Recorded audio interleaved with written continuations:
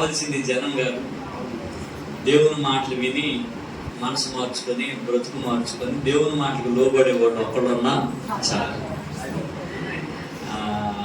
సమరయ స్త్రీకి ఒక్కదానికే చెప్పాడు యేసయ్య సువార్త బావి దగ్గర. ఆయన 1000 మందికి చెప్పాడు, కానీ అలాగే ఒక్కరికి కూడా చెప్పారు. అది దేవుని ముఖ్య ఉద్దేశం. క్వాంటిటీ కాదు, క్వాలిటీ కలిగిన వాడిని మనం తయారు చేసుకోవాలి. మనం అందరం క్వాలిటీగా తయారవ్వాలి. ఆ విధంగా ముందు కొనసాగడానికి ఆసక్తి చూపుదాం. ఆలస్యం చేయకుండా కొన్ని మాటలు దేవుని సన్నిధిలో నేర్చుకోవడానికి ఆసక్తి చూపుదాం. పరిశుద్ధ గ్రంథం నుండి యోబు గ్రంథం 22వ అధ్యాయము 21వ వచనం చదువుకొని కొద్దిసేపు దేవుని మాటలు జ్ఞాపకం చేసుకున్నాం, ధ్యానం చేసుకున్నాం. పరిశుద్ధ గ్రంథం నుండి అమ్మ బైబిల్ తీయగలిగిన వాళ్ళందరూ తీయండి. పరిశుద్ధ గ్రంథం నుండి యోబు గ్రంథం 22వ అధ్యాయము 21వ వచనం. ఆయనతో సహవాసము చేసిన ఎడల మీకు సమాధానము కలుగును, అలాగుననే మీకు మేలు కలుగును.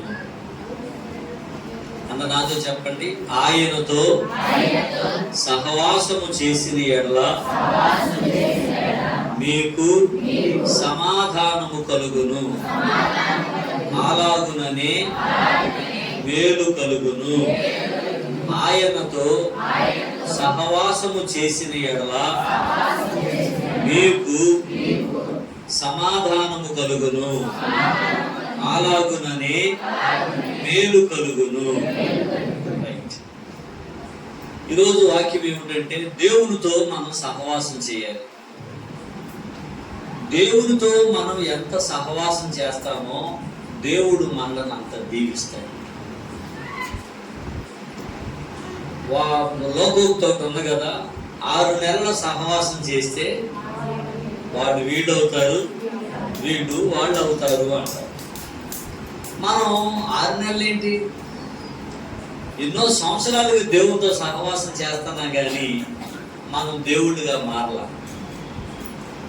మారలేదు. అంటే దానికి కారణం ఏంటండి అంటే మనం ఆయనతో సహవాసం చేయట్లేదు.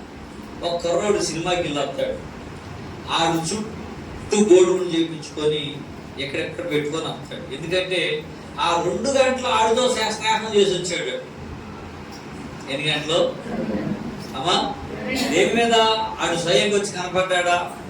స్క్రీన్ మీద ఆడున్నాడు. ఆడిట్టంటే ఈడిట్ట అనుకుంటొచ్చాడు. ఆడు సిగ్గుపోయి బట్టలు వేసుకుంటే ఈడు సిగ్గుపోయి బట్టలు వేసుకొచ్చాడు.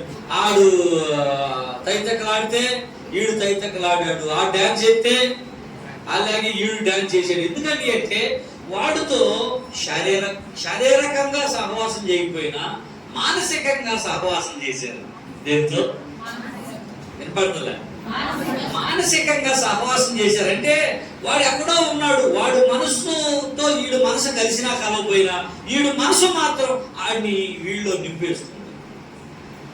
లేకపోతే ఆడోళ్ళు అయితే ఆ అమ్మాయిని ఈ అమ్మాయి మనసులో నింపేస్తుంది. ఈ విధంగా చాలా మంది శారీరకంగా కాకపోయినా మానసికంగా ఒక సహవాసాన్ని కలిగి ఉంటారు.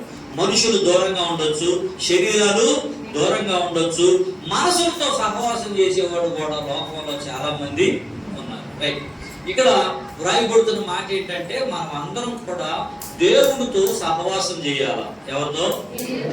మనం అందరం దేవునితో సహవాసం చేయాలనేదే దేవుని ముఖ్య ఉద్దేశం. ఈ గుడికి ముఖ్య ఉద్దేశం కూడా అదే. ఏదో గృహ కొడుకు పెట్టిన ముఖ్య ఉద్దేశం అదే. సువార్త కూటం పెట్టిన ముఖ్య ఉద్దేశం అదే. అలాగే ఈ విధంగా ప్రత్యేకమైన కూటం పెట్టుకున్న ముఖ్య ఉద్దేశం అదే. శుక్రవారం, శనివారం, ఆదివారం కూటం పెట్టుకున్న ముఖ్య ఉద్దేశం అదే. ఏది చెప్పాలా? దేవునితో మనం సహవాసం చేయటం ముఖ్య ఉద్దేశం. దేవునితో సహవాసం చేయటం వల్ల ఏం జరుగుతుందండి అంటే ముందు మనకు సమాధానం కలుగుతుంది. మన జీవితాల్లో ముందు సమాధానం అనేది చాలా అవసరం. ఈ సమాధానం కలగాలి అంటే మనం దేవునితో సహవాసం. కొరింథీయులకు రాసిన మొదటి పత్రిక 1వ అధ్యాయము 9వ వచనాన్ని మనం చదివితే అక్కడ ఒక చక్కటి మాట పౌలు గారు చెప్తాడు. ఏమని ఒకసారి చదువుతారా? యేసుక్రీస్తు యొక్క అపోస్తలుడుగా నుండుటకు పిలువబడిన పౌలును సహోదరుడైన సోస్తెనేసును కొరింథీలో నుండి తొమ్మిదో వచ్చిన మన ప్రభు అయిన యేసుక్రీస్తు అను తన కుమారుని సహవాసమునకు మిమ్మల్ని పిలిచిన దేవుడు నమ్మదగిన దేవుడు. ఎవరట? మన ప్రభు అయిన యేసుక్రీస్తు అనే తన కుమారుని సహవాసమునకు మిమ్మల్ని పిలిచిన దేవుడు నమ్మదగిన దేవుడు. మన దేవుడు ఎక్కడికి పిలిచాడట? దేవుడితో సహవాసం చేయడానికి పిలిచాడు ఆయన. మనం ఎవరితో?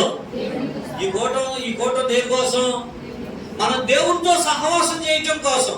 ఎవరి దేవుడితో సహవాసం చేయాలా? దేవుడితో సహవాసం చేయకపోతే ఏమవుతుంది అంటే, ఆదికాండం 3వ అధ్యాయంలో మనం వెళితే ప్రతి చల్లపూట దేవుడు వచ్చేసి ఆదాముతోనూ ఆ అవ్వతోనూ సహవాసం చేసేవారట. ఎవరితో? వినపడతలా? ప్రతి చల్లపూట ప్రతి సాయంత్రం ఆదాముతో అవ్వతో దేవుడు సహవాసం చేసేవాడట. ఓ రోజున దేవుడు సహవాసం చేద్దామని వస్తే ఎవరు లేరు. ఎవరు? అమ్మా, అవ్వ ఆదాములు అక్కడ లేరు. అప్పుడు వెంటనే దేవుడు పిలుస్తాడు, ఆదామా నువ్వు ఎక్కడా అని చెప్పి ఆయన అడుగుతాడు. ఒరే ఆదాము, నేను నీతో సహవాసం చేయడానికి వచ్చాను, నువ్వు ఎక్కడున్నావు అంటే అప్పుడు ఏమన్నాడంట, అయ్యా తోటలో సంచరించుచున్న నీ స్వరమును విని నేను చెట్ల చాటును దాక్కున్నానయ్యా, పొదల చాటును దాక్కున్నానయ్యా, తుప్పల చాటును దాక్కున్నానయ్యా. అక్కడికి ఎందుకు వెళ్ళావురా? నేను తినొద్దన్న పండు తిన్నావారా? అయ్యా నాతో ఉండటానికి నీవు ఇచ్చిన స్త్రీయే నన్ను. అప్పుడు ఆయన చెడగొట్టింది ఎవరు? సహవాసం. ఏంటి చెప్పరేమ్మా? ఆదాం గారిని చెడగొట్టింది ఎవరు? సహవాసం. ఎవరు సహవాసం? భార్య సహవాసం. ఇప్పుడు భార్య సహవాసం మంచిదా చెడదా? మంచిదే.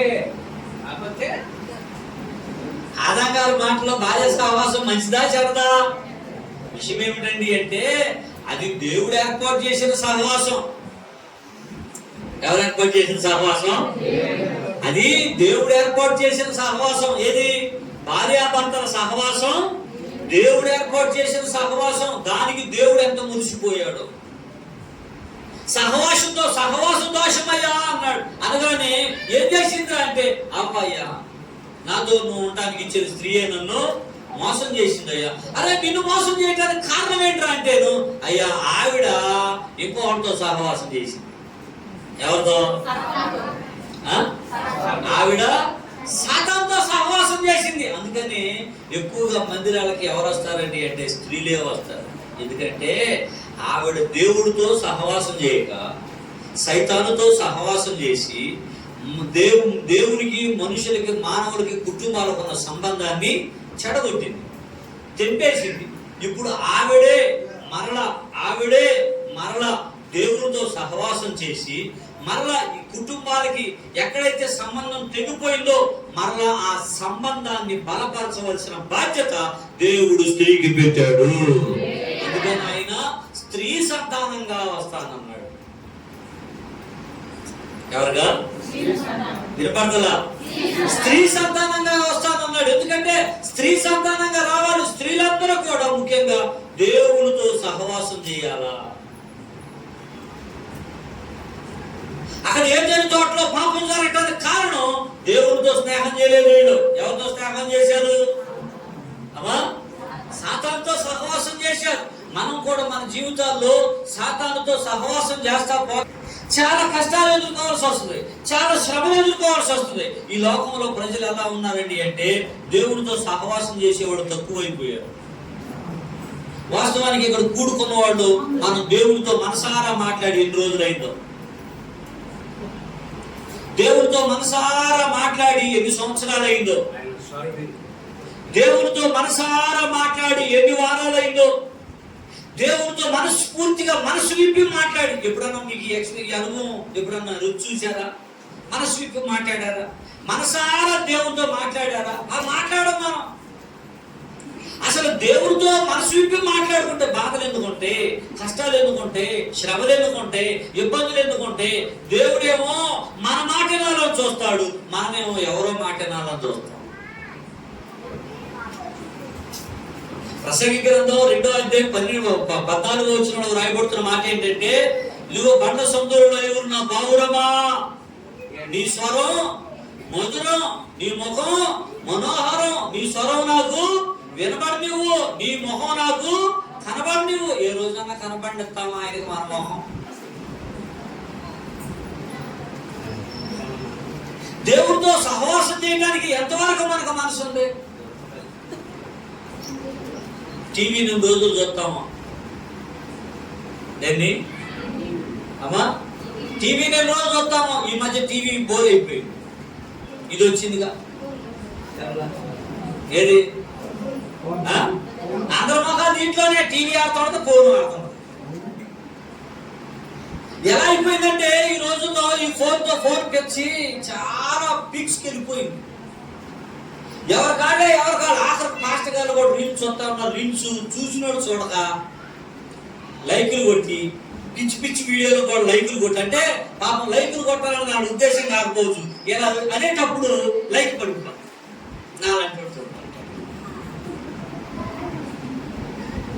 అర్రే ఏంట్రా బాబు, వీళ్ళు చూసే చోటకి ఏం చేస్తారంటే స్టాటస్లు పెడతారు, ఇంకొక చోట పెడతారు. ఫోన్ ఎంత మైకమైపోయిందంటే అంత మైకమైపోయింది. ఫోన్తో సహవాసం చేసేవాళ్ళు ఎక్కువైపోయారు. బోలేని వాళ్ళు అన్నా ఉన్నారు కానీ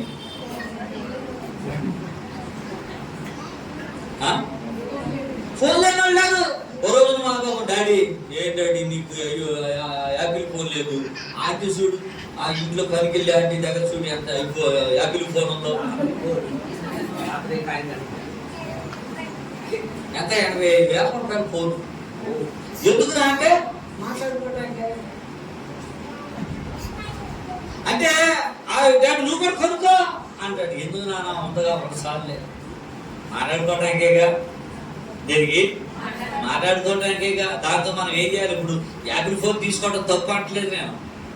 దాంతో గోల్డెన్ చేసుకోవచ్చు, ల్యాప్టాప్ లో చేసుకోవాల్సినవన్నీ దాంట్లో చేసుకోవచ్చు. కానీ మనం అంత పని చేయలేనప్పుడు మనకెందుకు?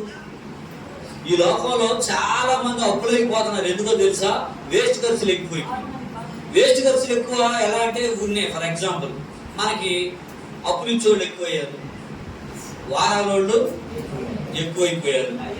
వస్తువు ఇచ్చేసి వారం వారం వచ్చి మన ఇంటి ముందు కూర్చుంటారు. ఫర్ ఎగ్జాంపుల్, గ్రైండర్ మనకు అవసరం లేదు.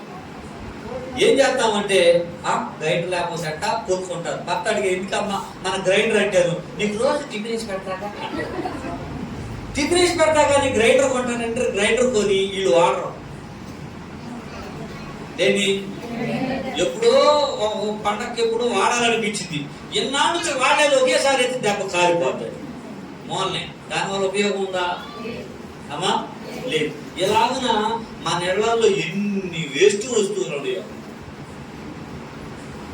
కప్పుల కాడి నుంచి, సాసల కాడి నుంచి, మంచాల కంచాల కాడి నుంచి, దుప్పట్ల కాడి నుంచి, బట్టల కాడి నుంచి, చీరల కాడి నుంచి ఎన్నెన్ని వేస్ట్ ఖర్చులు ఉన్నాయో మనకి. వీటన్నిటిని కూడా మనమే పెంచుకుంటున్నాం. ఏంటి అప్పులు పెంచుకునేది ఎవరమ్మా?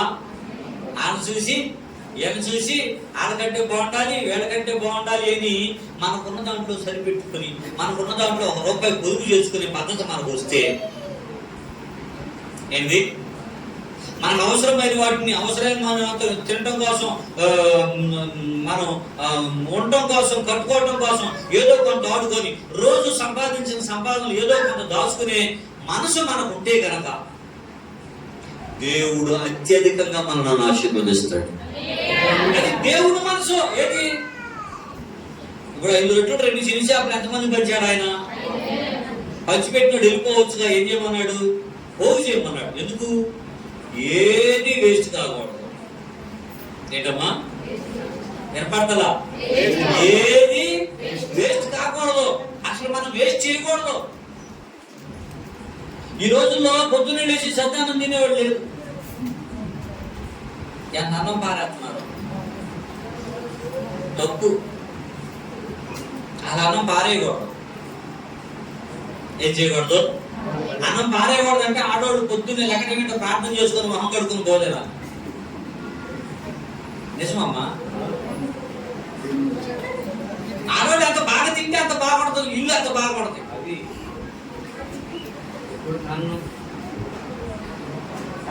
అంతే కదా. అయ్యో ఏంటి మా తిండి మేము పట్టించారంటారా? నిజం. ఆడవాళ్ళు బాగుంటారమ్మా, ఇల్లంతా బాగుంటుంది. ఈ కుటుంబాలన్నింటినీ బతికిచ్చేది ఒకసారి సపోర్ట్ కొట్టుకోండి. నేను సంపాదించలేదంటే మన ఖర్చులకే చాలు. ఆడవాళ్ళు కూడా ఆడు కష్టపడలేదు కానీ బాధ లేకుండా ఎక్కడోసారి ఏదో పని చూసుకొని పనికి వెళ్తాడు. ఎందుకంటే వారాల కట్టాలి, పోటీలో కట్టాలి, నెల నెల డాక్టరా కట్టేది లేదా, డాక్టరా కట్టాలి. ఎన్ని కట్టాలి. సహవాసం ఉండాలి. మన జీవితంలో బాధలు ఉన్నాయి, కష్టాలు ఉన్నాయి, ఇరుకులు ఉన్నాయి, ఇబ్బందులు ఉన్నాయి. మనసారా దేవుడితో సహవాసం చేస్తే, దేవుడితో మాట్లాడితే దేవుడు ఎంత దీవిస్తాడు. ఏమైపోయిందంటే ఈ ఫోన్ ప్రాణం అయిపోయిందండి. ఈ మధ్య నేను ఒక పాట అన్నా, నీవుంటే నాకు వచ్చా నీకు పాడతావా? నీవుంటే నాకు చాలు సెల్ఫోనా, నీ వెంటే నేను ఉంటా సెల్ఫోనా. నీవుంటే నాకు చాలు సెల్ఫోనా, నీ వెంటే నేను ఉంటా సెల్ఫోనా. వాట్సాప్ చాలయ్యా, ఫేస్బుక్ చాలయ్యా, యూట్యూబ్ చాలయ్యా, ఇన్స్టాగ్రామ్ చాలయ్యా.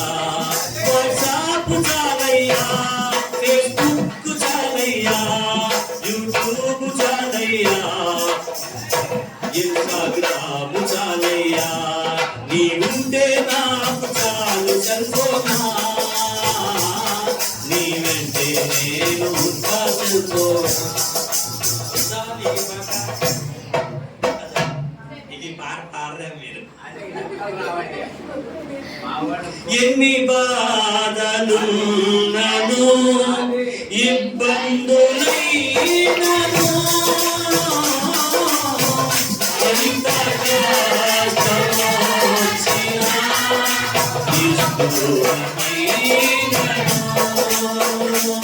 వాట్సాప్ చాలయ్యా, ఫేస్బుక్ చాలయ్యా, యూట్యూబ్ చాలయ్యా, ఇన్స్టాగ్రామ్ చాలయ్యా. ఆస్తులన్నీ పోయినా అనాథగా మిగిలినా, ఆస్తులే విడనాడినా, ఆరోగ్యం క్షీణించిన, మొగుడు వదిలేసిన, పెళ్ళం వదిలేసిన, అత్తని తిట్టుకున్నా, ఇది మాత్రం ఏదే ఆస్తులన్నీ పోయినా అనా, మొగుడు లేకపోయినా, భర్త లేకపోయినా, పిల్లలు లేకపోయినా, ఆప్తులే విడనాడినా, ఆఖరికి ఆసుపత్రుల్లో ఉండ పోతుంటామన్నా మానేస్తారు. ఊరంతా పరుసు తీసుకెళ్తామన్నా మానేస్తారు. పోను కనుక తీసుకెళ్ళలేదు, బస్ స్టాండ్ దగ్గరికి వెళ్ళినోడు కూడా వెనకొస్తారు. యామ్మ వచ్చావంటే అయిపోయిందా మా ప్రాణం, జీవితం అంటే అయిపోయింది. దేంతో దీంతో సహవాసం చేయడం వల్ల ఏమన్నా ఉపయోగం ఉందా? ఎన్ని సంవత్సరాలు నాశనం అయిపోతున్నాయో, ఎన్ని జీవితాలు నాశనం అయిపోతున్నాయో, ఎన్ని బాధలు వస్తున్నాయో, ఎన్ని కష్టాలు వస్తున్నాయో, ఎంత తలనొప్పి వస్తుందో, ఎంత థైరాయిడ్ వస్తుందో, ఎంత బీపీ వస్తుందో, ఎంత గుండెపోటు వస్తుందో, ఎంత పక్షవాతం వస్తుందో. దేనివల్ల? ఈ ఫోన్ వల్ల. ఫోను చిన్నపిల్లవాడికి ఫోనే, పెద్ద పిల్లవాడికి ఫోనే. ఫోన్ లేకపోతే జీవితం లేకుండా పోయింది. ఏమంటే మనకి ఏ వస్తువు అయినా సరే మనకు ఉపయోగం లేని వస్తువు ఏంటి మన దగ్గర ఉండకూడదు. అది ఉందంటే అది మన జీవితాన్ని నాశనం చేస్తుంది. దేవుడు అంటారు కదా, నాతో సహవాసం చేయండి. ఇప్పుడు వాస్తవానికి మనం ఒక్కసారి చెప్పుకోవాలంటే రోజు ప్రార్థన చేసేవాళ్ళం ఎంతమంది? ఏదో లేచి తూతూ మంత్రంగా ప్రార్థన చేయడం కాదు, మనసు విప్పి మనసారా దేవుడితో మాట్లాడుకోవాలి. దేవుడితో మాట్లాడటం అంటే, దేవుడితో సహవాసం చేయడం అంటే ఏంటంటే, ఆయన దగ్గర కూర్చొని, ఆయన ఒళ్ళో కూర్చొని, అయ్యా నా పరిస్థితి ఎలా ఉంది, నా బాధ ఎలా ఉంది, భర్త ఎలా ఉన్నాడు, భార్య ఎలా ఉంది, లేకపోతే పిల్లలు ఎలా ఉన్నారు, అప్పులు ఎలా ఉన్నాయి, కష్టాలు ఎలా ఉన్నాయి, అనారోగ్య పరిస్థితి ఎలా ఉంది, ఈ పరిస్థితిలో మార్పు తీసుకున్నాను ఆయన, నువ్వు తప్పితే నాకు ఎవరున్నారు నాయన అంటూ దేవుడు బ్రతిమలాడుకుంటూ, ఆయన స్తుతిస్తూ, ఆరాధన చేస్తూ, మనసు తేలిక పడే వరకు, ఎప్పటి వరకు మనసు తేలిక పడే వరకు ప్రార్థన చేస్తే ఎంత బాగుందో. మన శరీరం ఆయనతో సహవాసం చేయదు, మన మనసు ఆయనతో సహవాసం చేయదు, మన ఆత్మ ఆయనతో సహవాసం. ఈ విధంగా దేవుడితో సహవాసం లేకపోవటం వల్ల మన జీవితంలో దేవుడు గొప్ప కార్యాలు జరిగించలేకపోతున్నాడు. ఏదైనా తోటలో పిలిచాడు, ఆదామా నీవెక్కడని, అదే దేవుడు మరలా మానవాకారిగా ఈ లోకమునకు వచ్చి యేసుక్రీస్తు అనే నామములో నాతో సహవాసం చేయడానికి రమ్మని యేసయ్య పిలుస్తున్నాడు. ఏమని? ఇకనైనా మించిపోయింది లేదు, మీరు నాతో సహవాసం చేయండి, మీరు నాతో సహవాసం చేయండి, మీ సహవాసం నాతో ఉండాలి, మీరు నా దగ్గర ఉండాలి, నా సన్నిధిలో ఉండాలి, నా పాదాల దగ్గర ఉండాలి. అయ్యా పని చేసుకోవద్దా? అదే మనం ఆయనతో సహవాసం చేస్తే నలుగురికి పనిచే స్థితికి దేవుడు మనల్ని నడిపిస్తాడు. హల్లెలూయా. వాస్తవానికి ఏంటంటే అంటే ఆశీర్వాదములకు వారసులుగా ఉండడానికి దేవుడు మనల్ని పిలిచాడు. దేనికి? ఆశీర్వాదానికి వారసులుగా ఉండడానికే దేవుడు మనల్ని పిలిచాడు. మనం ఆశీర్వదించబడకపోతే పరలోకం వెళ్ళాం. నీకు ఆ సంగతి తెలియట్లేదు ఏంటమ్మా? మనం ఆశీర్వదించబడకుండా పరలోకం వినపడతలా వెళ్ళలేము. ఎలాగంటే అయ్యారు అదేంటంటే పేదవాడిని మీరు ధన్యులు అంటున్నారు అంటే ఆయన చెప్పిన ధన్యత లేదు. తగ్గింపు కలిగిన మనస్తత్వం కలిగిన వాడు ధన్యులని. ఎంత ఉన్నా తగ్గింపు కలిగిన మనస్తత్వం కలిగిన వాళ్ళు ధన్యులని. ఎంఎస్ ధోని అన్న ఆయన ఉన్నాడు, ఎంతమంది తెలుసు? క్రికెటర్ ఆయన ఈ రోజు కూడా గాజు గ్లాసులో టీ తాగుతాడట. ఏ గ్లాసులో? ఆయన దగ్గరికి ఒక రోజున ప్రపంచంలోని క్రికెటర్లందరూ వాళ్ళ ఇంటికి వెళ్ళారట. వెళ్ళిన తర్వాత వాళ్ళందరికీ దాదాపు ₹1,00,000 విలువైన కప్పుల్లో వాళ్ళకి టీ ఇచ్చాడట. ఈయన మాత్రం జనసేన గుర్తు చేసుకొని గాజు గ్లాస్ ఆ దాంట్లో టీ తాగుతున్నాడు. వీళ్ళందరూ అయితే దీన్ని ఇచ్చావు, నీకు నాకు కప్పు లేక కాదు, ఎందుకు తాగుతున్నానంటే ఒక రోజున నేను అడావుడిగా ఉండి ఈ కప్పుల్లోనే టీ తాగి నేను ఈ స్థితికి వచ్చా, అది నాకు ఎప్పుడు గుర్తుండాలా. ఇది ఈ విధమైన తగ్గింపు ఉండాలంటే ఆయనకి ఎంత ఉన్నా తగ్గింపు అనేది వదిలిపెట్టలేదు. నేను ఏ స్థితిలో నుంచి వచ్చాను అనేది ఆయన వదిలిపెట్టలేదు, జ్ఞాపకం చేసుకుంటూనే ఉన్నాడు. కానీ హెచ్చించబడతాం మానలా. ఆయన గమనించండి, అందరికి నేల చూపు చూసుకుంటా వస్తారు, ఈయన మాత్రం పైన చూసుకుంటానే వస్తాడు. అందుకని చిక్సులు కొడతాడు. ఏంటి? అందుకని నేల చూపు చూసుకుంటా వస్తారు, లేకపోతే దిక్కు చూసుకుంటా వస్తారు. ఈయన మాత్రం ఏ దిక్కు కొడదామా అనుకుంటా వస్తారు. అందుకని ధోని ధోని ధోని అంటారు. వచ్చినంతసేపు కుర్రోడు చూడి ఎరుక్కొట్టేసాడు ధోని ధోని ధోని అంటా ఉంటారు అనమాట. పై పైన ఎప్పుడు పై కొట్టినా కింద కొట్టుడు కొడతాం ఆయనకి అసలు రాజ్యం అనిపించింది. మన ఆలోచన కూడా అలాగే ఉండాలి. మనం జీవించబడాలండి, మనం ఆశీర్వదించబడాలండి. మనం ఎలా దేవుడు ఏ స్థితిలో పిలిచాడు అలా చచ్చిపోతే మనం పరలోకానికి వెళ్ళం. మనం దీవించబడే వెళ్ళాలి. మనం దీవించబడాలంటే ఏం చేయాలి? మీకు బాగా అర్థం కావాలంటే మత్తయి సువార్త 25వ అధ్యాయం ఇంటికి వెళ్ళిన తర్వాత చదవండి. 3 ఉపమానాలు ఉంటాయి అక్కడ. 10 మంది కన్యకులు ఉపమానం ఒకటి, రెండోది వచ్చేసి ఒకడికి 5 తలాంతులు, ఒకడికి 2 తలాంతులు, ఒకడికి 1 తలాంతు. 5 తీసుకున్నాడు, ఏం చేశాడు? 5కి 5 సంపాదించాడు. వాడికి ఏమన్నాడు? బడా నమ్మకమైన మంచి దాసుడా, నీవు కొంచెంలో నమ్మకంగా ఉన్నావు, ఇంకా అనేకమైన వాటి మీద అధికారమై ఉండు, పరలోకంలో నా విందులో పాలు పంపులు పొందు అన్నాడు. రైట్, 2 తీసుకున్నాడు. ఏమన్నాడు? 2కు 2 సంపాదించాడు. అది కూడా ఏమన్నాడు? బడా నమ్మకమైన మంచి దాసుడా, నీవు కొంచెంలో నమ్మకంగా ఉన్నావు, ఇంకా అనేకమైన వాటి మీద అధికారమై ఉండు అన్నాడు. 1 తీసుకున్నాడు. ఏమన్నాడు? వాడు ఏమి సంపాదించలా, వాడు ఏమి సంపాదించలేదు కాబట్టి వాడు ఏమన్నాడంటే సోమరులైన చెడ్డదాసుడా అన్నాడు. ఏం చేయలేదాడు? ఏం చేయలేదు? సంపాదించుకోలేదేమి.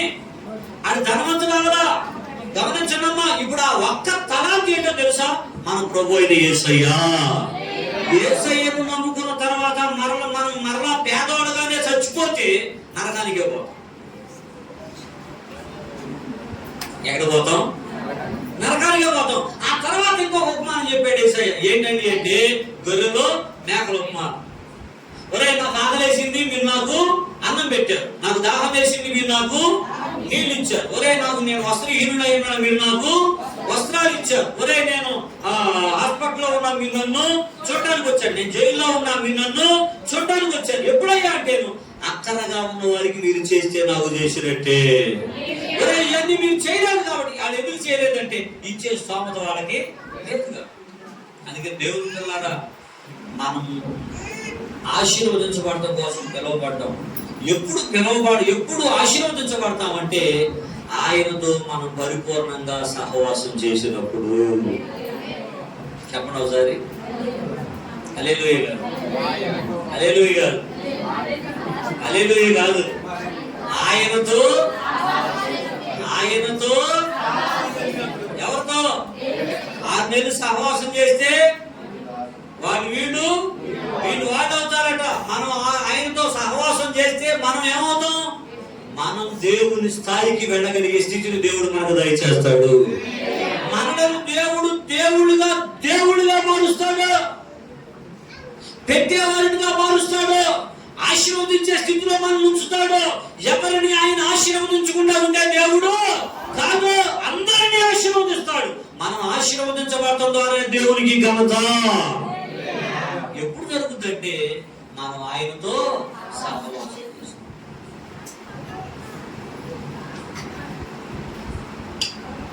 మన భారతదేశంలో నెంబర్ 1 కోటీశ్వరుడు ఎవరండి అంటే ఎవరు? ముఖేష్ అంబానీ. ఎవరు? ముఖేష్ అంబానీ. ముఖేష్ అంబానీ వాళ్ళ నాన్న పేరేంటి?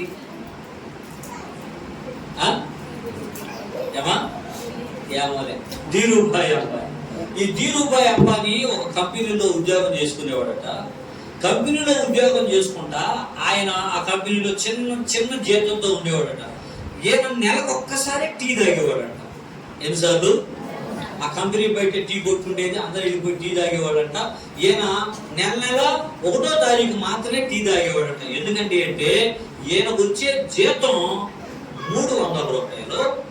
ఈయన టీ తాగటం కోసం పెద్ద హోటల్కి వెళ్ళి టీ తాగేవాడట. ఎక్కడికి వెళ్ళి? పెద్ద హోటల్కి వెళ్ళి టీ తాగేవాడట. ఏంటంటే అంటే ఆ హోటల్లో టీ ఖరీదే 30 రూపాయలు. ఎంత? ఏ జీతం ఎంత అమ్మా? 300. ఏ టీ ఖరీదు ఎంత? 30 రూపాయలు. ఒక స్నేహితుడు అడిగండి, అలా ఇక్కడ 10 రూపాయలు పెడితే నీకు నెల రోజులు టీ పోతారు. 2 పూట్ల. ఎన్ని పూట్ల? ఎంతకి? 10 రూపాయలకి నెల రోజులు టీ పోస్తారు. అంటే 60 టీలు వస్తాయి నీకు 10 రూపాయలకి. నువ్వు 30 రూపాయలు ఖర్చు పెట్టి ఎందుకు అక్కడికే చదువుతున్నావు అంటే ఆయన అన్నాడంట, రే ఇక్కడ ఉన్న వాళ్ళు అందరూ పేదోళ్ళు ఏం మాట్లాడుకుంటారు? బాధలు, కష్టాలు, ఇరుగులు, ఇబ్బందులు, సమస్యలు, స్వాదం, లేకపోతే ఆడంట ఈడంట ఈ గోళ్ళే. ఇవన్నీ బొరకెక్కించుకోవాలి. ఏళ్ళతో సహవాసం చేస్తే ఇలాగే తయారైపోతా నేను. అందుకని ఇప్పుడు నేను 30 రూపాయల హోటల్ దగ్గరికి వెళ్తే అక్కడ ఎవడొస్తాడు? బాగా డబ్బులు ఉన్న వాళ్ళు వస్తారు. అక్కడ ఉన్నోళ్ళు ఏమనుకుంటారు? ఏం మాట్లాడతారంటే, అరే ఆ వ్యాపారం ఎలా డెవలప్ అవుతుంది, ఆ వ్యాపారాన్ని ఇంకా ఎలా డెవలప్ చేయాలి, ఈ విధమైన మాటలు, ఉన్నతమైన మాటలు మాట్లాడుకుంటారు. అందుకని నేను అక్కడికి వెళ్తున్నాను అనేవాడట. ఆ విధంగా ఆయన ధనవంతులతో సహవాసం చేశాడు కాబట్టి ధనవంతుడయ్యాడు. కొలస్సీలకు రాసిన పత్రిక 2వ అధ్యాయం 3వ వచనంలో ఉన్న మాట ఏంటంటే, బుద్ధి, జ్ఞానము, సకల సంపదలు ఆయన యందే గుప్తమై ఉన్నాయి. ఏమండి, ఎవరో భూ సంబంధమైన ధనవంతులతో సహవాసం చేసి అంత ధనవంతుడైతే ఇహపర లోకాల్లో ధనవంతుడైన దేవునితో మనం సహవాసం చేస్తే ఆయన వల్లే మనం మారలేమా? హలో, నిలబడతా గట్టి చెప్పండి అమ్మా. మారలేమా? మారతాం. ఖచ్చితంగా మన బ్రతుకులో దేవుడు గొప్ప కార్యం చేస్తాడు. ఖచ్చితంగా మన బ్రతుకులో దేవుడు ఉన్నతమైన కార్యం చేస్తాడు. మనకు దొరికిన దేవుడు సామాన్యమైన దేవుడు కాదు. భూమి ఆకాశాలు పట్టజాలంత విస్తారమైన ధనవంతుడైన దేవుడు ఆయన. అంత గొప్ప దేవుడు కలిగి ఉన్నాం మనం. మన పరిస్థితుల్లో మార్పు రావట్లేదంటే మనం పరిపూర్ణంగా ఆయనతో సహవాసం చేయట్లేదని అర్థం. మరి ఆయనతో సహవాసం చేయకుండా ఎవరితో సహవాసం చేస్తున్నామంటే, ఆయనతో సహవాసం చేయకుండా ఎవరితో సహవాసం చేస్తున్నామండి? మన సహవాసం ఎవరితో ఉందండి? ఒకసారి చూడండి, ఎక్కడ సామెతల గ్రంథం 15వ అధ్యాయమా,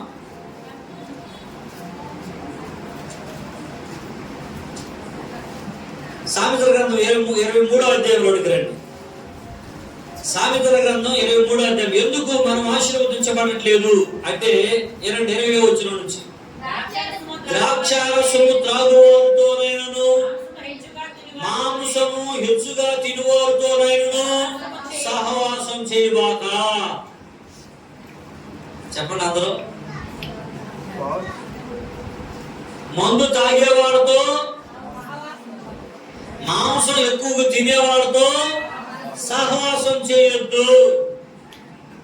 వారానికి ఒకసారి అంటే పర్లా, ఏంటి అమ్మా, రోజు అంటే మాత్రం అది దరిద్రమే.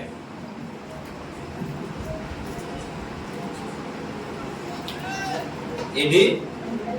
రోజు తింటే, రోజు మాంసం తింటే, రోజు మందు తాగితే అది దరిద్రమే. దేవుణ్ణి నమ్ముకున్న తర్వాత కూడా మన జీవితాల్లో దరిద్రం పోలేదు, మనం ఆశీర్వదించబడలేదు, దీవించబడలేదు అంటే దానికి కారణం ఏమిటండి అంటే మన సహవాసం ఎవరితో ఉంది? త్రాగుబోతులతో, తిండిబోతులతో సహవాసం చేసిన వాళ్ళు పైకి రారు. అందుకని 2వ వచనంలో ఉంది, 23వ అధ్యాయం సామెతల గ్రంథం 2వ వచనంలో, నీవు తిండిబోతు అయిన ఎడల. ఏంటమ్మా?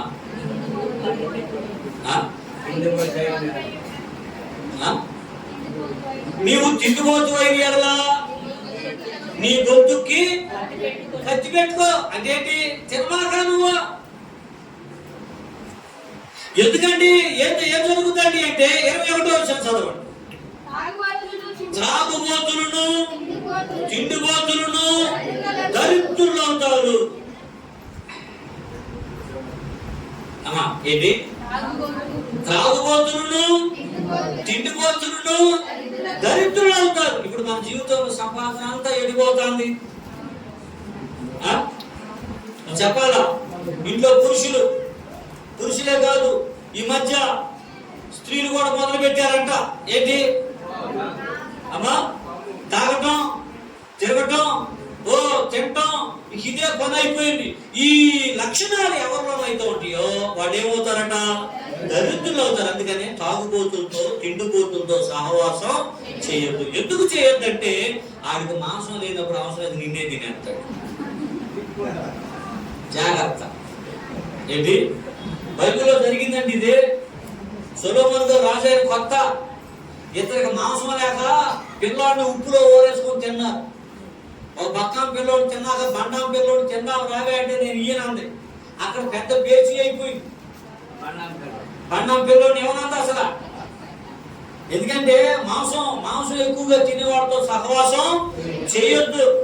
దేవుని నమ్ముకున్న మనం మాంసం ఎప్పుడన్నా ఒకసారి తినాలి, కానీ రోజు అదే పనిగా మాంసం తినడం మంచిది కాదు. మాంసం కోరే అరణ్యంలో ఎంతో మంది రాలిపోయారు. ఏ కోరి? వినపడుతుందా? మాంసం కోరి ఎండా తిని మేము ఇది ఇంకో సంగతి చెప్పమంటారా, సంఘంలో కూడా ఎక్కువ గొడవ జరిగేది ఈ తిండి దగ్గరే. ఎక్కడ సంఘంలో కూడా ఎక్కువ గొడవ జరిగేది కూడా ఈ తిండి దగ్గరే. ఆదిమ సంఘంలో కూడా ఒకసారి పెద్ద గొడవ జరిగిందంట. ఎక్కడో తెలుసా? తిండి దగ్గరే. ఏంటి ఎక్కడ? అందుకనే ఒక బాబు ఇదంతా మా వద్దులా నాయన సంఘ పెద్దలు పెట్టారు. దేని దగ్గర గొడవ వచ్చి? తిండి దగ్గర గొడవ వచ్చి. అందుకనే సంఘంలో కూడా ఒకడు పలారం అందిద్ది, ఒకడు పలారం ఒకడు లడ్డు అందిద్ది, ఒకడు బూందీయే అందిద్ది. అమ్మ బూందీ పొలుకైనా దేవుడు ఇచ్చింది, దేవుడు స్తోత్రం అని తినాలా. అంతేగాని నాకు కావాలని పెట్టలేదు అనుకోకూడదు. అది తిండిపోతాను కొనుక్కోలేమా ఏంటి మనం? అమ్మా ఒకసారి గంటలు వేసేటప్పుడు తొందరగా వేసేటప్పుడు నీకు అక్షం బొరికిలే పాడవచ్చు. ఆయన మన మొక్క ఒకటి పాడ, ఇవి కావాలని లేదని మనసులో పెట్టుకోకూడదు. ఇది తిండిపోతాను, తిండిపోతే అట్లా అనుకుంటారు. ఎట్టా వీళ్ళు కావాలని నాకు ఒక ముక్క కూడా వేయకుండా మొత్తం గుర్చేసాడు. ఏమా ఈ ఎవరి మనసు? తిండిపోతానం కలిగిన వాళ్ళ మనసు. ఇలాంటి మనసు మనకు ఉంటే దేవుడు క్షమించడు. అసలు ఈ లోకంలో పాపం జరిగిందే, పాపం మొదలైందే తిండి దగ్గర. అర్థమవుతుందా? ఎంతమందికి అర్థమైంది? తినొద్దంటారా అంటారా? అసలు పాపం మొదలైందే చెప్పరా అమ్మా? తిండి దగ్గర. అరే దేవుడు తినమని తింటే అసలు ఏ జబ్బు లేదు. దేవుడు ఏం చేశాడు తెలుసా? అరే తోటలో ఉన్న పళ్ళన్నీ తినమన్నాడు. ఆయన ఏం తినమన్నాడు? మనకి రోజు ఒక యాపిల్కాయ తింటాం బాగా, రోజు మాంసం తినడానికి మాత్రం ఏ బాధ లేదు. యాపిల్కాయ తినకుండా మాంసం తింటున్నాం కాబట్టి కూడా జరుగుతుంది. 100 రూపాయలు పెట్టారు డజను. ఏంటి? యాపిల్స్ కాయలు. అరే వారానికి ఒక యాపిల్కాయ తిని ఏ జబ్బు రాదు, జలుబు చేయదు, జ్వరం రాదు, దగ్గు జలుబు చేయవు, చాలా హెల్తీగా ఉంటాం. కనీసం జాంపళ్ళని కొనుక్కోవచ్చు. జాంకాయ అయినా యాపిల్కాయ అయినా ఒకటే. కాయలు తినొచ్చు, కాయగూరలు తినొచ్చు. బెండకాయ కూర ఇష్టం ఉన్నాడు స్తోత్రం చెప్పండి. బెండకాయ తోటకూర తినేవాడు సపట్లు పట్టండి. పట్టరే. గోంగూర తినేవాడు పట్టండి. ఆ కాంబినేషన్ ఎన్ని వంటలు అనుకుంటాం. తిండిపోతులు త్రాగుబోతులు ఏమైపోతారట? దరిద్రులు అవుతారు. అందుకని మనం ఎవరితో సహవాసం చేయొద్దు? వినపడతలా? తిండిపోతులతోనూ త్రాగుబోతులతోనూ సహవాసం చేయొద్దు. ఇప్పుడు భర్త తాగుతున్నాడు, సహవాసం చేయొద్దా? భర్త మాసం తింటాను అంటున్నాడు, సహవాసం చేయొద్దా? ఇలాంటప్పుడు ఏం చేయాలంటే వాళ్ళ మారు మనసు కోసం నువ్వు దేవునితో పెనుగులాడి పోరాటం చేసి వాళ్ళను మార్చుకోవాలా. అందుకే ఈ పోరాటం, అందుకే ఈ కూడికలో మనం మారాలి, మన కుటుంబాన్ని మార్చుకోవాలి. ఏమంటే నా మాట అది అబద్ధం, పచ్చి అబద్ధం. ఆడోళ్ళు మగోళ్ళు ఆడవాళ్ళ మాట వినరు అనేది పచ్చి అబద్ధం. చేరుమూల దగ్గర డబ్బులు తెచ్చుకుంటారు, ఎత్తులు వచ్చి సంతకం పెడితేనే ఇస్తారు. అవునా కదా? అక్కడ తీసుకెళ్తాం. ఏమన్నా భర్తని మందిరాన్ని తీసుకొస్తావా? ఎక్కడ ఎప్పుడు లేదండి. నీకు కావలసిన వస్తువు ఎట్టో కట్ట ఒప్పించి మరి కొనుక్కుంటావు. దేవుడి కోసం ఒప్పిస్తామా? మారు మనసు కోసం ఒప్పిస్తామా? చెప్పండి అమ్మా. దేవుని కోసం ఒప్పించలేకపోతున్నాం. దానికి కారణం ఏంటంటే వాళ్ళను ఒప్పించేంత ఆత్మీయ బలం మనలో లేదు. ఆత్మీయ బలం మనలో లేదు అంటే దానికి కారణం ఏంటంటే మనం దేవునితో పరిపూర్ణంగా సహవాసం. వాక్యం అర్థమవుతుందా? ఎవరితో సహవాసం చేయొద్దు? తాగుబోతులతోనూ తిండిపోతులతోనూ సహవాసం చేయొద్దు. చేతి ఏమొచ్చిందట? ఎంతమంది ఏళ్ళల్లో ఉంది? ఉందా?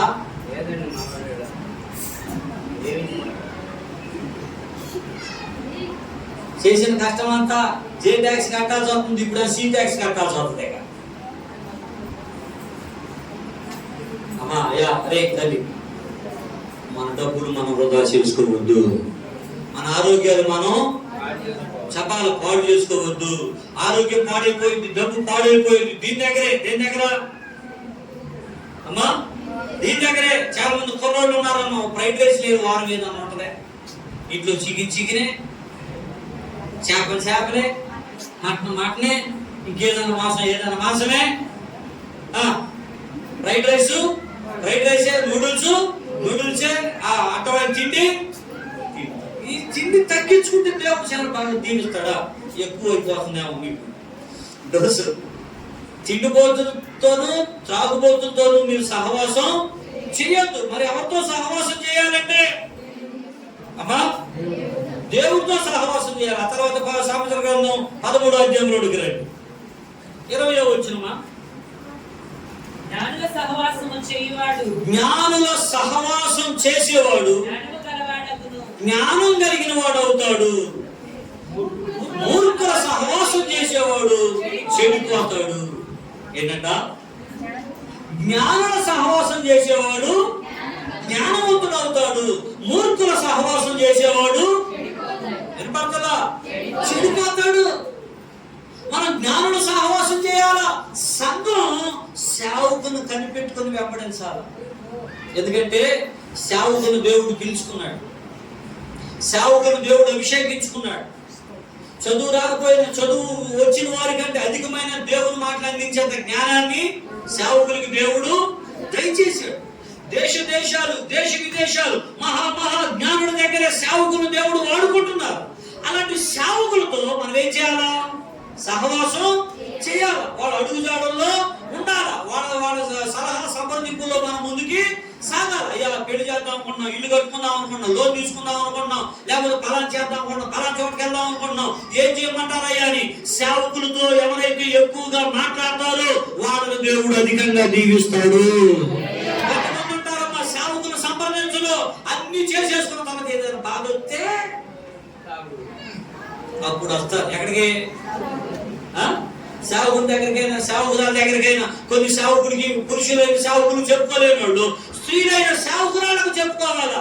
ఎప్పుడు కూడా సేవకుల కుటుంబంతో ఎవరైతే ఒక మంచి ఫెలోషిప్, ఒక మంచి సంబంధాన్ని మెయింటైన్ చేస్తారో వాళ్ళని దేవుడు అత్యధికంగా ఆశీర్వదిస్తాడు. ఎవరైతే సేవకులతో ఒక మంచి సంబంధాన్ని కలిగి ఉంటారో వాళ్ళ జీవితంలో ఆశీర్వదించబడటానికి వాళ్ళకి ఎలాంటి అర్హత లేదు. వినపడతలా? వాళ్ళకి ఎలాంటి అర్హత లేదు. మన జ్ఞానులతో సహవాసాన్ని కోల్పోతున్నాం, సేవకులతో సహవాసాన్ని కోల్పోతున్నాం. అయ్యగారు ఉన్నారు, అయ్యగారికి ఆరోగ్యం బాగుందో లేదో, అయ్యగారు తిన్నారో లేదో, అయ్యగారు ఇంట్లో గడుస్తుందో లేదో, అయ్యగారు ఏమన్నా శుభ్రంగా అన్ని అవసరాలు ఉన్నాయో లేవో, లేకపోతే అయ్యగారి దగ్గరికి వెళ్ళాలి, అయ్యగారితో మాట్లాడాలి. అయ్యగారి మాట ప్రతిరోజు నీ నోట ఉండగలిగినప్పుడు నిన్ను దేవుడు అత్యధికంగా ఆశీర్వదిస్తాడు. అయ్యగారి మాట నీ నోట లేనప్పుడు ఆశీర్వదించబడే అర్హత నీకు నాకు చెప్పరా? లేదా? సామెతల గ్రంథంలోనే 15వ అధ్యాయం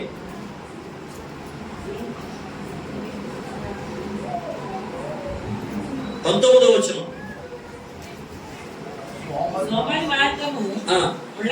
ముళ్ళకంచె రాజమార్గం. చాలు. సారీ 22 ఒక్క నిమిషం. 22వ అధ్యాయం 24వ వచనం.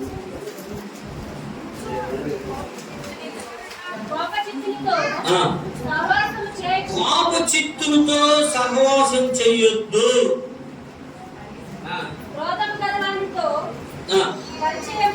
క్రోధం కలిగిన వాళ్ళతో పరిచయం కలిగి ఉండొద్దు. ఎవరితో? అసలు నీ కోపం ఉండకూడదు. హలో ఏంటమ్మా? అందరూ చెప్పండి, ఏం చేయాలి? మనకు అసలు కోపం ఉండకూడదు. కోపం ఉన్నవాళ్ళతో స్నేహం చేయకూడదు. అది చాలా ప్రమాదం. కోపం అనేది భయంకరమైన పాపం. మోషే అని ఆయన పాలు తేనె ప్రవహించే దేశంలో అడుగు పెట్టకుండానే చనిపోయాడు. దేనివల్ల తెలుసా? తన ప్రజల మీద కోపపడి. మన జీవితంలో దేవుని మన కోపం దేవుని నీతిని నెరవేర్చదు. మన కోపం చాలా భయంకరమైంది. కోపమునికి మించిన పాపం ఈ లోకంలో ఏది లేదు. అందుకనే కోపం అనేది మనం విడిచిపెట్టాలి. ఆగ్రహాన్ని మనం విడిచిపెట్టాలి. కోపం కలిగిన వాళ్ళతో ఎక్కువ మనం సహవాసం అస్సలు చేయకూడదండి. కోపం అసలు ఇంకొక మాట ఏంటంటే, కోపం కలిగిన వాళ్ళ మధ్యలో మనం ఉండి కోపాన్ని పెంచకూడదు. భర్త ఒక మాట అన్నాడు అనుకో, మా ఆయనేగా అంతే. ఏ పేసీ లేదు. బైబిల్లో ఒక మాట ఉంటుంది, కట్టెలు లేని ఎడల నిప్పు ఆరిపోతాడు. ఏం లేకపోతే పొలం లేవరకు పొయ్యిలో ఏమైపోతుంది? పొయ్యి పుల్లా పెడితే, మాట పెంచితే, అమ్మా ఆమె ఒక మాట అన్నాను, నువ్వు ఇంకొక మాట అంటే చెప్పరా? ఎంత పెద్దదైపోద్దో. మా నాన్నగా నన్ను తిట్టింది అనుకున్నావు అనుకో, ఏ పేసి? మా దైవజనుడేగా నన్ను కేకలేసింది, ఏ పేసి? చెప్పరండి. ఆయన నన్నంటే పెట్టి ఆయన అంటే నేను పడాలా? ఎందుకు? అరే ఆయన కోపం అంటే నువ్వు కోపం తగ్గించుకో. నీవెలా ఉన్నావో వాళ్ళు కూడా నీలాగా మారిపోతారు. నువ్వు సరదాగా ఉన్నావు అనుకో, వాళ్ళు సరదాగా ఉంటారు. నువ్వు సీరియస్గా ఉన్నావు అనుకో, వాళ్ళు సీరియస్గా ఉంటారు. నువ్వు ప్రేమగా ఉన్నావు అనుకో, వాళ్ళు కూడా ప్రేమగా ఉంటారు. అర్థం ఎప్పుడు నిజమే చెప్పు. అవతలోడు ఎలా ఉంటారంటే మనల్ని బట్టే ఉంటారు. కాబట్టి మనలో కోపం లేకుండా చూసుకోవాలి. కోపం కలిగిన వాళ్ళ మధ్యలో ఉన్నప్పుడు మనం చాలా జాగ్రత్తగా. పోలీసు వాళ్ళ ఇంటికి వెళ్ళిన తర్వాత మేము కూర్చున్న తర్వాత మేము బట్టలు వాషింగ్ మిషన్ వేస్తుంది. ఈయన 1 నిమిషం 2 నిమిషాలు దూసుకున్నాడు అనేసరికి ఆమె టగా వచ్చేసి కిచెన్లోకి వెళ్ళి టీ పెట్టుకొచ్చి మాకు ఇచ్చి ఆయనకి ఏమందంటే, ఏమండి నవ్వుతూ ఉంటే మీరు అందంగా ఉంటారు, ఎందుకు అందమైన మొహాన్ని కోపంతో పాడు చేస్తారంటే? ఏం కడతారే అయిపోయింది. ఏది ఏమా నీ అందమైన మొహం కోపంతో పాడు చేసుకుంటాడు. ఎందుకు? మొహం ఎక్కువ ఎర్రగా ఉంటే మొహం మీద మచ్చలు వస్తాయండి. నవ్వుతా ఉండండి, మొహం మీద మడతలు పోతాయి.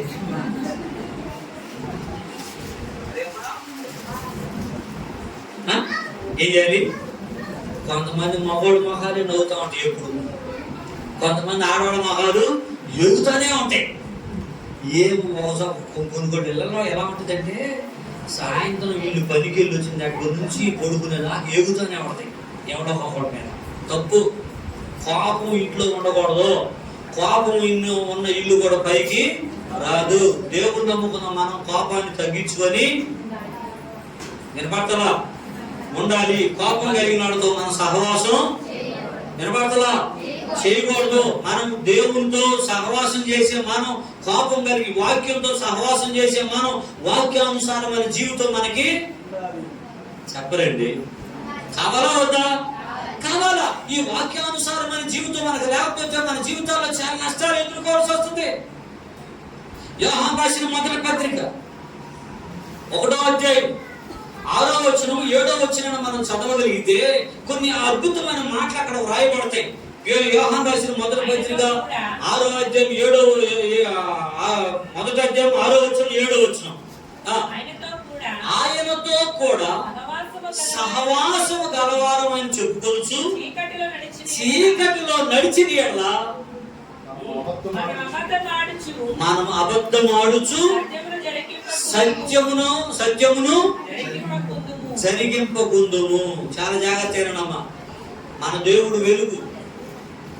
ఆయనతో సహవాసం చేసే మనం ఎలా ఉండాలంట? ఎలా ఉండాలి? వెలుగుగానే ఉండాలి. వెలుగులో అబద్ధం ఉండదు, వెలుగులో పాపం చెప్పాలా ఉండదు, వెలుగులో ఏ విధమైన దరిద్రం ఉండదు, వెలుగులో ఏ కష్టం ఉండదు, వెలుగులో ఏ సైతానిక కార్యక్రమం చెప్పాలా ఉండదు. కాబట్టి దేవుని నమ్ముకున్న మనం, దేవునితో సహవాసం చేసే మనం దేవునితో సహవాసం చేయకూడదు. గట్టి చెప్పాలా, చీకటితో సహవాసం చేయకూడదు. ఇంకొక మాటలో చెప్పాలంటే చీకటి సంబంధమైన అన్యులతో సహవాసం గట్టి చెప్పాలా చేయకూడదు. ఇంకొక మాట చెప్పమంటారా, ఎక్కువగా సైతాను కోరుకునేదే దేవుణ్ణి నమ్ముకున్నాడని. ఎవరిని? లోకంలో ఉన్నాడు జోలికి సైతానుడు పోడు. ఎందుకంటే లోకంలో ఉన్నాడు, ఎలాగో నరకంలో ఉన్నాడు, నరకానికి పోతాడు అంతే. ఇప్పుడు దేవుణ్ణి నమ్ముకున్నాడే నరకానికి పోవాలా, దేవుణ్ణి నమ్ముకున్నాడు టార్గెట్ చేసి ఎంత మట్టుకు చీకటి కార్యాల కొరకు, కోపతాపాల కొరకు, అన్యులతో సహవాసం చేయడం కొరకు, అన్ని ఆచారాల కొరకు మనల్ని ప్రేరేపిస్తా ఉంటాడు. ఆయనతో సహవాసం చేసే మనం ఆయనతో సహవాసం చేసినట్టుగానే ఉండాలి కానీ, వెలుగులోనే ఉండాలి కానీ, చీకటి సంబంధమైన కార్యక్రమాలు మన జీవితంలో ఉండదే. తర్వాత వచ్చిన చదవడం, అయితే ఆయన వెలుగులో ఉన్న ప్రకారము మనమును వెలుగులో నడిచిన యెడల మనము అన్యోన్య సహవాసము గలవారమయ్యుందుము. ఆయన ఏ విధంగానైతే పాపము లేని వాడుగా ఉన్నాడు, ఆయన ఏ విధంగానైతే పరిశుద్ధుడుగా ఉన్నాడు, ఆయన ఏ విధంగానైతే నీతిమంతుడుగా ఉన్నాడు, ఆయన ఏ విధంగానైతే యథార్థవంతుడుగా ఉన్నాడు, ఆయన ఏ విధంగానైతే సత్యవంతుడుగా ఉన్నాడు, ఆయన ఏ విధంగానైతే ప్రేమ కలిగిన వాడుగా ఉన్నాడు, ఆయన వలె మనం కూడా మారినప్పుడు మనం ఎలా ఉంటామంట? అన్యోన్య సహవాసం గలవారమై ఉంటాం. అప్పుడు ఆయన కుమారుడైన యేసు రక్తం మన ప్రతి పాపము నుంచి మనను కడుగుతుంది. మీకు ఒక మాట చెప్తాను, అన్యోన్య సహవాసం అనేది చాలా అవసరం. ఎవరికి? దేవునికి, విశ్వాసి. భార్య భర్త అన్యోన్యంగా ఉన్నప్పుడే వాళ్ళ ద్వారా ఇంకొక జనరేషన్ బయటకు వస్తుంది. దీన్ని మీరు పూర్తిగా అనుకోవాలి. ఏంటి? భార్య భర్త అన్యోన్యంగా ఒంటరిగా ఉన్నప్పుడే వాళ్ళలో నుంచి ఇంకొక జనరేషన్ బయటకు వస్తుంది. వీళ్ళిద్దరికి అన్యోన్యత లేకపోతే ఇంకొక జనరేషన్ బయటికి రాదు. ఎలాంటి ఆశీర్వాదం ఉండదు, ఎలాంటి దీవెన ఉండదు, ఎలాంటి సమాధానం ఉండదు, ఎలాంటి ప్రేమ ఉండదు. అన్యోన్యత ఉండాలి. ఆ అన్యోన్యత మనకి దేవుడికి ఉండాలి. మనకి దేవుడికి అన్యోన్యత ఉంటామంటే అర్థం ఏంటండి అంటే, ఏకాంతంగా దేవుని సన్నిధిలో మనం గడపాలా. చెప్పండి ఒకసారి. వినపడతలా? వినపడతలా? వినపడతలా? ఏకాంతంలో ఉన్నప్పుడు భార్య భర్త సంతోషించి బాధలన్నీ మర్చిపోయి సంతోషంగా, హ్యాపీగా, ఆరోగ్యంగా, ఆనందంగా ఎలా ఉంటారో దేవునితో ఏకాంతంగా గడిపే వాళ్ళందరూ దేవుడు అంత అధికంగా దీవిస్తాడు. అంత అధికంగా మనం దీవించబడాలంటే దేవునితో ఏకాంతంగా మనం పడతలేదమ్మా. గడపలవుతా గడుపుతున్నామా? ఆత్మకూరులైన దైవజనులు ఎన్నో వాక్యాలు మీకు చెబుతున్నాను.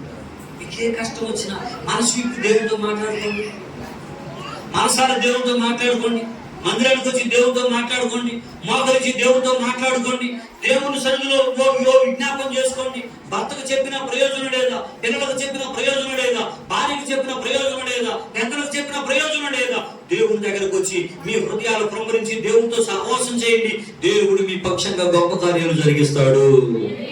చాలా ఉన్నతమైన కార్యాలు జరిగిస్తాడు. ఎలాగండి అంటే, అది లూకా సువార్త 10వ అధ్యాయం 37 నుంచి 42 వచనాల్లో రాయబడిన మాట మనం జ్ఞాపకం చేసుకుంటే, అది బేతనియా అనే ఊరు.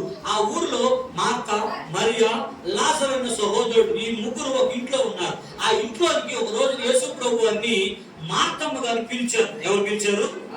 మార్తమ్మ పిలిచిన తర్వాత మార్తమ్మ వెళ్ళిపోయే విస్తారమైన పని పెట్టుకోండి. మార్తమ్మ పనితో స్నేహం చేస్తోంది. ఎవరితో? గట్టి చెప్పాలమ్మా, గట్టి చెప్పట్లా? మార్తమ్మ పనితో స్నేహం చేస్తుంది. చేస్తుంది? మరియమ్మ ఆయన పాదాలతో సహవాసం చేస్తుంది. ఎవరితో?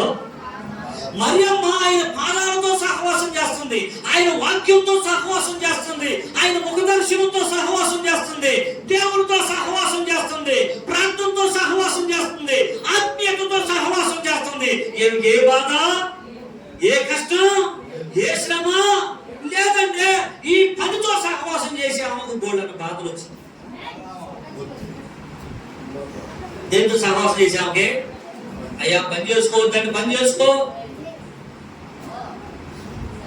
ఇక్కడ రాయబడుతున్న మాటలు ఏంటండి అంటే వెంటనే వచ్చేసి ఆవిడ అంటుంది కదా, అయ్యా నేను ఒంటరిగా పని చేసుకొని ఇంత బాధపడుతున్నందుకు, నా సహోదరుడు నన్ను విడిచినందుకు నీకు ఎవరు తిట్టింది? ఇక్కడ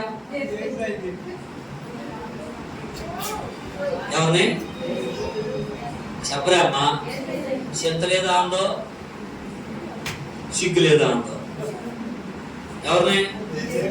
ఆమె బాధ అట్టుంది, ఆమె ప్రెషర్ అట్టుంది. ఎన్ని పూజలైనా ఆడింది. అని అప్పుడు వెంటనే ప్రభువు తెలుసా, మార్తా మార్తా, నీవు అనేకమైన పనుల గురించి తొందరపడి విచారం కలిగి ఉన్నావు. అవసరమైనది ఒకటే, మరియ ఉత్తమమైన దాన్ని ఏర్పాటు చేసుకుంది, అది ఆమె యొద్ద నుంచి తీసివేయబడదు. దేంతో సహవాసం చేస్తుంది ఆవిడ? దేవుడితో, దేవుడి పాదాలతో, దేవుడి వాక్యంతో, ప్రార్థనతో సహవాసం చేస్తుంది. యోహాను సువార్త 11వ అధ్యాయంలో, నా మాటలు నేను ముగించిపోతున్నా. యోహాను సువార్త 11వ అధ్యాయంలో లాజరు చచ్చిపోయాడు. లాజరు చనిపోయిన 4 రోజులు యేసయ్య వచ్చింది.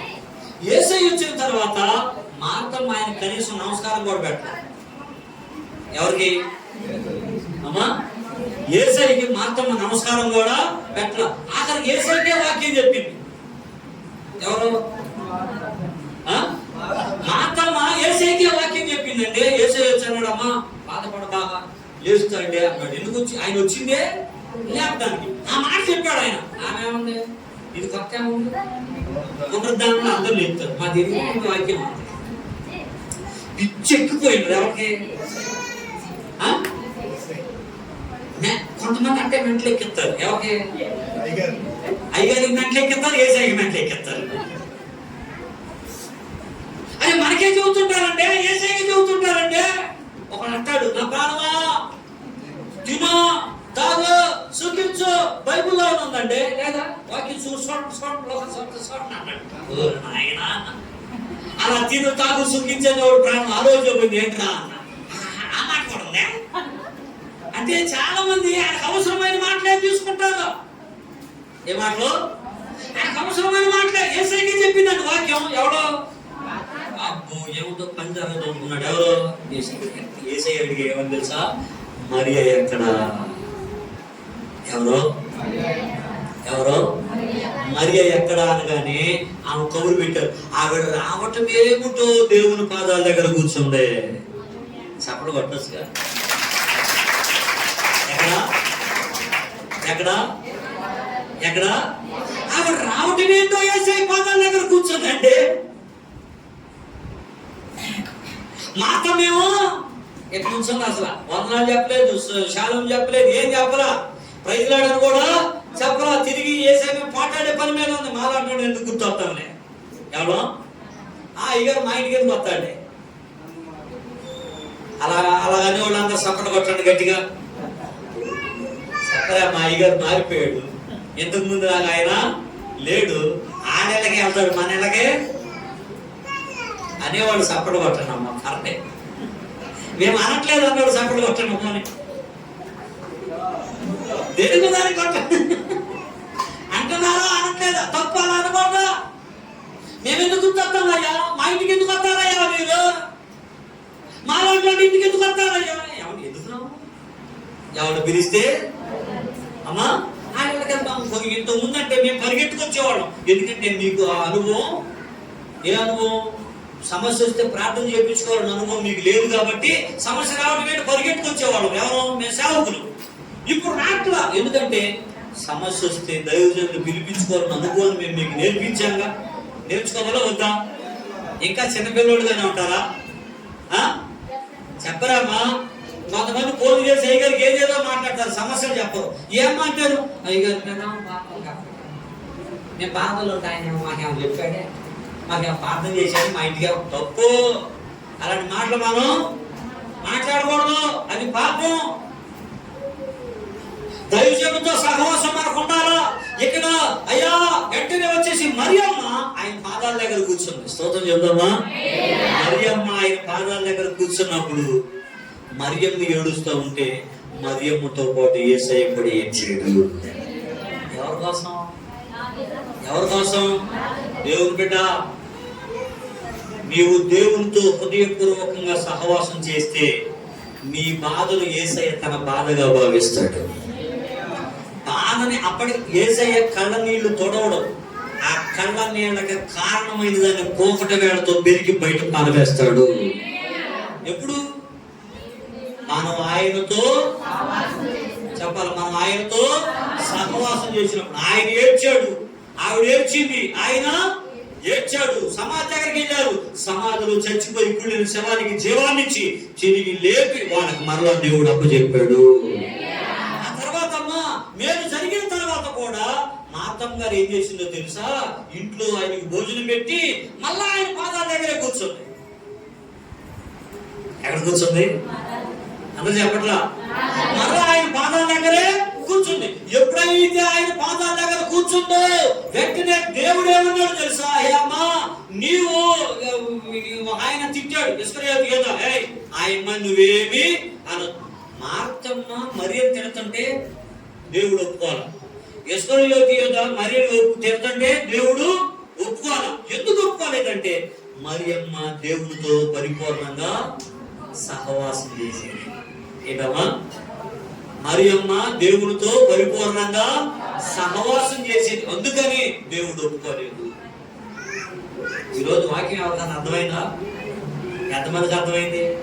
ఏమర్థమైంది చెప్పండి ఒకసారి. అమ్మా, దేవునితో మనం సహవాసం చేయాలి. ఎవరితో సహవాసం చేయకూడదు?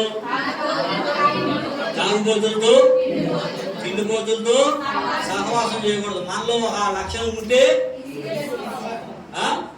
తీసేసుకోవాలి. మాంసం ఎన్ని రోజులు, వారానికి ఎన్నిసార్లు తినాలి? ఒక్కసారి కూడా మానేస్తే పోయింది.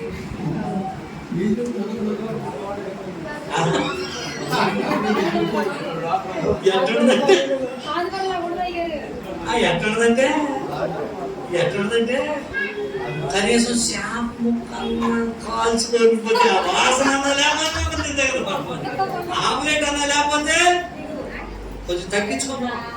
ఏది?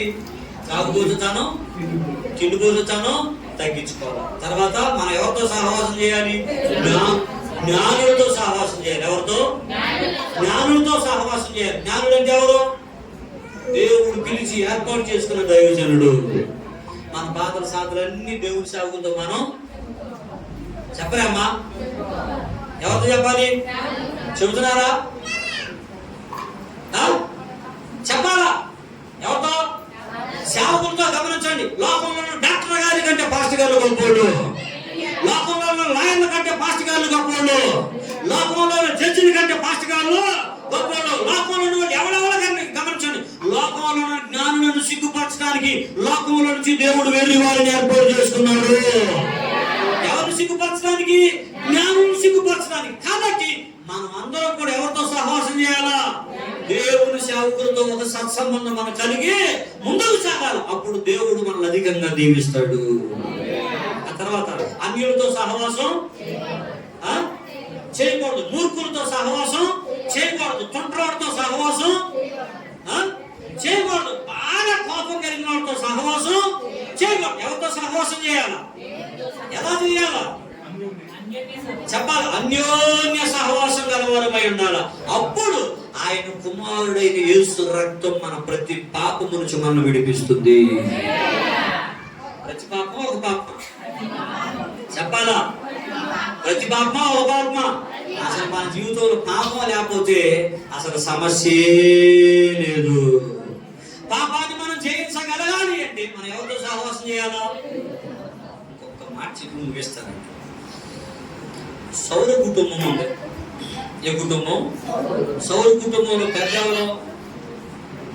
చదువుకున్న పిల్లడు, శాసనలో ఉంటుంది. సౌలు కుటుంబంలో పెద్ద సూర్యుడు. ఎవరు? సూర్యుడు. ఈ సూర్యుడు చుట్టూ కొన్ని గ్రహాలు ఉన్నాయి. చంద్రుడైనా, నక్షత్రాలైనా, భూమి అయినా, ఆ తర్వాత ప్లూటో అయినా కొన్ని ఉన్నాయి. ఈ గ్రహాలన్నిటికీ స్వతహాగా వెలిగే శక్తి దేనికి లేదు. ఏంటమ్మా? సూర్యుడికి తప్ప చంద్రుడికి కూడా స్వతహాగా వెలిగే శక్తి లేదు. భూమికి కూడా స్వతహాగా వెలిగే శక్తి లేదు. కొంతసేపు పెరుగుతున్నట్టు, కొంతసేపు చీకటి ఉంటుంది. చంద్రుడికైనంతే, నక్షత్రాలకైనంతే, ప్రతి గ్రహానికి కూడా అదే.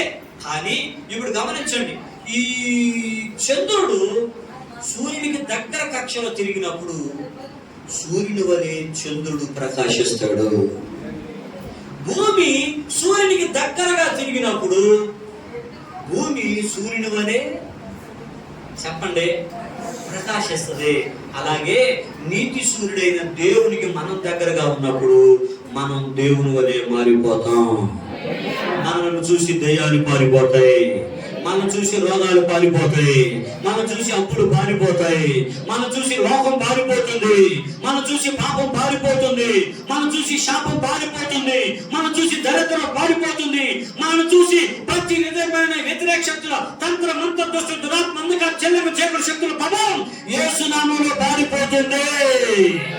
ఎందుకంటే మనం ఆయనతో సహవాసం చేస్తున్నాం కాబట్టి మనలో ఆయన లోకానికి కనబడతాడు. ఎవరికి? మనలో నుంచి లోకానికి ఆయనే కనబడతాడు. కాబట్టి ఖచ్చితంగా దేవుడు గొప్ప కార్యం చేస్తాడు. ఈ రోజు వరకు నువ్వు ఎలా ఉన్నావో, లోకంతో, పాపంతో, సెల్ ఫోన్తో మనకు సంబంధం చెప్పాలా? వద్దు, కట్ చేసుకోవాలా? ఎవరితో స్నేహం చేద్దాం? అమ్మా, రోజు మనసు విప్పి మనసారా మాట్లాడు. నీ మనసు తేలిక పడేదాకా మాట్లాడు. తల ఉంచుదాం, చిన్న ప్రార్థన చేసుకుందాం. నీ మనసు తేలిక పడే వరకు మాట్లాడు. ఖచ్చితంగా దేవుడు నీ పక్షంగా గొప్ప కార్యం చేస్తాడు. ఖచ్చితంగా నీ జీవితంలో దేవుడు గొప్ప కార్యం చేస్తాడు. ఖచ్చితంగా నీకు దేవుడు తన మహిమను చూసి అవకాశాన్ని, అదృష్టాన్ని దయచేస్తాడు. దేవుడు బిడ్డ, మోకరించగలిగిన వీరున్న వాళ్ళు మోకాడేద్దామా? మోకరించగలిగిన వీరున్న వాళ్ళు మోకరిద్దామా?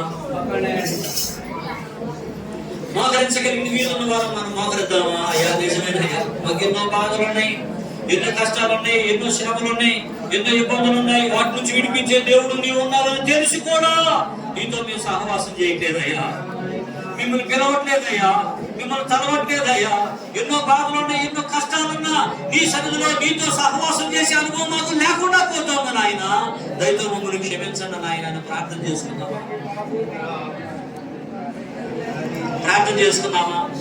మన ఆలోచనలో కూడా, మన ఆలోచనలతో కూడా దేవుడితోనే సహవాసం చేయాలి. ఆత్మీయంగా దేవుడితోనే సహవాసం చేయాలి. ఎంతగా మనం దేవుడితో అంతగా మన పరిస్థితులు ఆయన గొప్ప